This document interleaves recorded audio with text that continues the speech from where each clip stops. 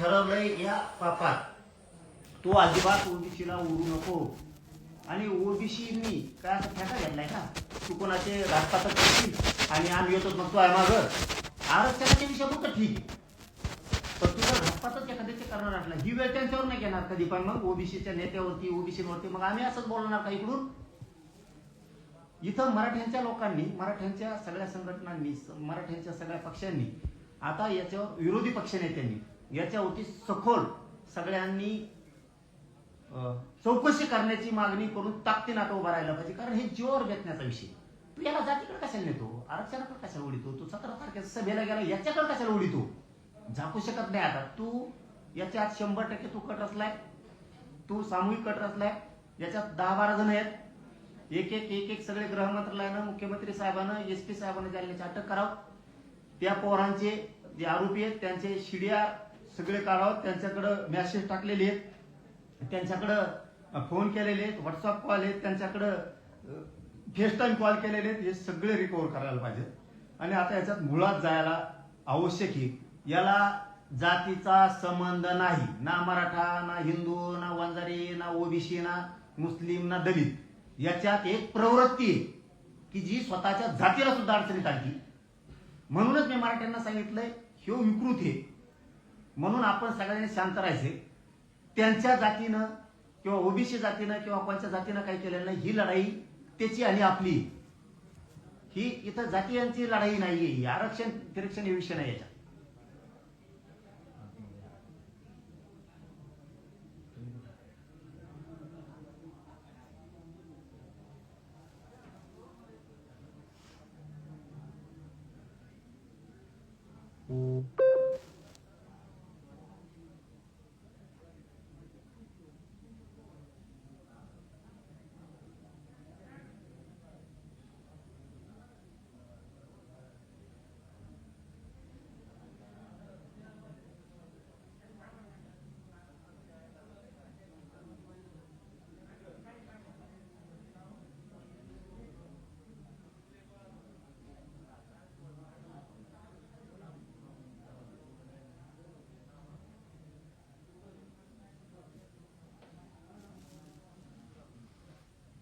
तेच म्हणणं आहे माझं सुद्धा की इतक्या लांब, इतका टोकाचा विचार करायची गरज काय? घातपातापर्यंत येणं जायची गरज काय?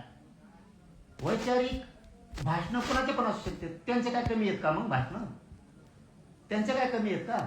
त्यांचे काय स्टेटमेंट कमी आहेत का? त्यांच्या काय धमक्या कमी आहेत का भाषणातून? त्यांचं काय कमी आहे? त्यामुळे ती वैचारिक लढाई, ती सामाजिक लढाई, ती तू डायरेक्ट जीवावर उठल्यापर्यंत.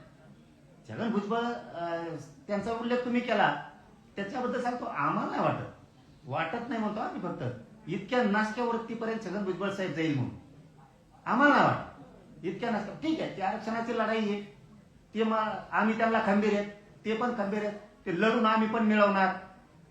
ते बी कसे मिळवू देणार नाही हे बघणार का? माणसं मारेपर्यंत चालला काय तू? मला नाही वाटत की याच्यात छगन भुजबळांना किंवा दुसऱ्या कोणत्या ओबीसीच्या नेत्याला ही गोष्ट पटलेली असावी. कारण ही सिरियस आहे. मी सिरियस विषय सांगतोय. उद्या त्याला तुमच्या नेत्यावर जर कोणी आरोप केला ओबीसीच्या आणि तुम्ही जर आता ही गंभीरतेने घेतली नाही, सहानुभूतीपूर्वक घेतली नाही, तर उद्या तुमच्यावर वेळ आल्यावर, म्हणजे आमच्यावर आलं म्हणून तुम्ही गांभीर्यपूर्वक घेणार ओबीसीचे नेते, तुमच्यावर आल्यावर आम्ही पण तेच बोलणार. कारण वेळ प्रत्येकावर येते. तुम्ही टिंगल टवाली केली, मजा उडीली ओबीसीच्या नेत्याने, आम्ही तर करणार तुमच्यावर वेळ आलं. ती विषय आणि तो दिवस नाही आता. असं का करायला ह्यो? इतकं ओबीसींना का बदनाम करायला? ह्यो वंजारी जातीला का बदनाम करायला? ही शोध घेण्याची वेळ आहे. कारण यांनी डायरेक्ट घातपात घडवण्याचा प्रकार केलाय.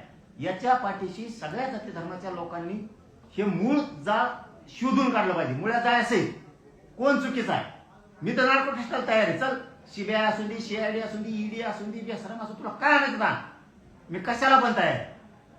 खोटा असला तर असं काम केलं नसताना. आमच्यात एक संस्कार आहेत आमच्या वाड्यात, प्रसन्न दादा साहेब, आमच्यात वाड्यात एक ही आहे की एखादा ताटात जेवला ना, शत्रू जरी असला पुन्हा वार नाही करायचा, किंवा एखादा शत्रू आपल्या दारात आला ना तो पावना. हे आमच्या हिंदू धर्माचे, हे क्षत्रिय मराठ्यांचे हे संस्कार आहे. हे असे पाठीत खंजीर फुटणार. आपण लढायचं ना, समोर लढतो.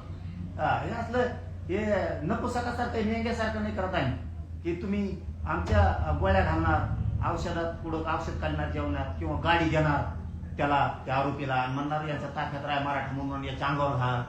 हे असले प्रकार नाही करत. काय खेटायचं ना, समोर खेटायचं. हे क्षत्रियांचे आमचे धर्म आहेत. आम्ही खोटं करत आहेत, आयुष्यात करणार बी नाही. त्यामुळे मी कहायला काय गृह मंत्रालयानं फडणवीस साहेबांना आदेश काढावा की तुमचे नार्को टेस्टला आम्ही आदेश दिलेत, तुम्ही तयार राहा. एका मिनिटात गाडीत बसतो. ते जर आत्ता म्हणले ना नार्को टेस्टला अर्ज दिला आम्ही माननीय सुप्रीम कोर्टात, माननीय उच्च न्यायालयात, हायकोर्टात किंवा डिस्ट्रिक्ट आपल्या सेशन कोर्टात, 1 मिनिटात तिथं जायला तयार आहे. किंवा SP ऑफिसला जा, तुम्ही महासंचालकाकडे या, कुठंही जायची तयारी. 1 मिनिटात जर गाडीत नाही बसलो ना त्याचे 2 बापाच्या आवडा.